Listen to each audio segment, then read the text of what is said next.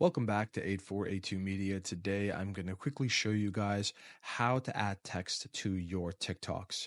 So initially, we need to make a TikTok or upload a video. So we're going to go on the bottom of the TikTok main menu page and click on the black plus.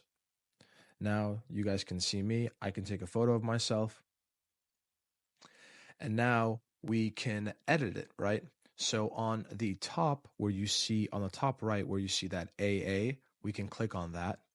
And now we can just add text. So we will type in handsome man, right? Because we'd like to believe that. Anyways, now I type that in, but now if you can see right above the keyboard, I can click on A and I could change the font.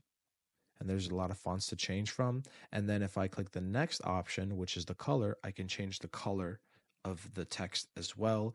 And then if I go a step further with the A in the square, we can actually give it a boldness, right?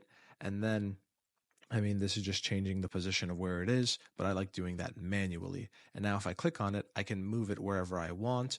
If I zoom in, I can increase it or decrease the size of that text.